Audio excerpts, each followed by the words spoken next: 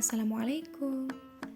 Kembali lagi dengan saya, Sinta Mayang Alifiana dari Prodi Pendidikan Islam Anak Usia Dini, UIN Maulana Malik Ibrahim Malang. Pada kesempatan kali ini, saya akan menjelaskan tentang bagaimana cara mengenali jenis temperamen pada anak dan bagaimana sih cara mengatasinya. Yuk, simak baik-baik. Mengenal jenis temperamen pada anak memang tidak mudah. Secara definisi sendiri, temperamen merupakan perbedaan perilaku dan emosional setiap anak dalam respon sesuatu, baik itu situasi maupun kondisi tertentu. Bunda juga bisa mengenal temperamen pada awal kelahiran. Ada bayi yang menangis saat dilahirkan, ada pula yang hanya diam. Kondisi psikologis yang dipengaruhi oleh banyak faktor nantinya akan membentuk sifat dan temperamen bayi seiring bertambahnya usia. Ada 3 jenis atau tipe temperamen pada anak yang harus Bunda ketahui. Yang pertama, easy temperament, merupakan jenis temperamen yang mudah atau fleksibel. Anak yang memiliki temperamen jenis ini biasanya akan lebih mudah beradaptasi dengan lingkungan dan keadaan tertentu, mudah didekati, dan umumnya memiliki suasana hati yang riang. Bagi Bunda yang memiliki anak dengan temperamen jenis ini, akan lebih mudah untuk memberikan batasan tentang apa yang boleh dan tidak boleh dilakukan kepada orang lain atau yang orang lain terhadap mereka. Anak dengan jenis temperamen ini juga lebih mudah untuk diasuh oleh orang lain seperti pengasuh atau anggota keluarga lain selain orang tuanya. Yang kedua, difficult temperament. Anak dengan jenis temperamen ini cenderung lebih agresif dan memiliki kebiasaan yang berbeda dibandingkan jenis easy temperament. Anak dengan jenis difficult temperament memiliki kecenderungan lebih sulit untuk tidur sepanjang malam. Selain itu, anak dengan jenis temperamen ini juga memiliki jadwal makan dan tidur siang yang dapat berubah dari hari ke hari. Dan karena itu, anak mungkin sulit untuk berlatih ke toilet karena buang air besarnya tidak teratur. Anak jenis ini juga terlihat jauh lebih bersemangat sehingga membuat mereka lebih cerewet atau bahkan lebih mudah menangis dengan keras pada sesuatu yang baru mereka lihat, kenal, atau ketahui. Yang ketiga, slow to warm up temperament. Anak dengan jenis temperamen slow to warm up memiliki sifat atau kebiasaan yang lebih cenderung pemalu. Mereka memiliki rasa tidak nyaman yang berlebihan pada hal-hal baru dan cenderung lambat dalam beradaptasi. Anak dengan jenis temperamen ini akan lebih sering berlindung pada Bunda saat berada di lingkungan baru. Oleh karena itu, dibutuhkan kesabaran untuk membiasakan anak dengan jenis temperamen ini untuk bisa beradaptasi sendiri dengan lingkungan barunya. Jangan pernah memaksa anak untuk bisa bergabung dan berbaur dengan teman-teman yang baru anak kenal.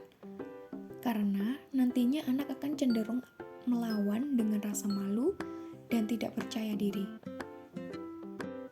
Selain 3 jenis temperamen di atas, masih ada beberapa karakteristik temperamen pada anak. Yang pertama, tingkat aktivitas. Karakteristik ini meliputi tingkat aktivitas fisik, gerakan, kegelisahan, atau perilaku gelisah yang ditunjukkan seorang anak dalam aktivitas sehari-hari, yang juga dapat mempengaruhi kualitas tidur. Yang kedua, irama atau keteraturan. Karakteristik ini biasanya dilihat dari ada atau tidak adanya pola teratur untuk fungsi fisik dasar seperti nafsu makan, kebiasaan tidur, dan buang air besar. Yang ketiga, pendekatan dan penarikan diri. Karakteristik ini bisa dilihat dari cara seorang anak yang pada awalnya menanggapi rangsangan baru, seperti cepat dan berani atau lambat dan ragu-ragu. Reaksi ini bisa dilihat baik pada orang asing, situasi, tempat, makanan, perubahan dalam rutinitas, atau transisi lainnya. Yang keempat, Adaptabilitas. Karakteristik ini membaca tingkat kemudahan atau kesulitan yang dilakukan seorang anak untuk menyesuaikan diri dengan perubahan atau situasi baru, dan seberapa baik anak dapat mengubah reaksinya. Yang kelima, intensitas. Karakteristik jenis ini mengukur tingkat energi yang digunakan anak untuk menanggapi suatu situasi, baik positif maupun negatif.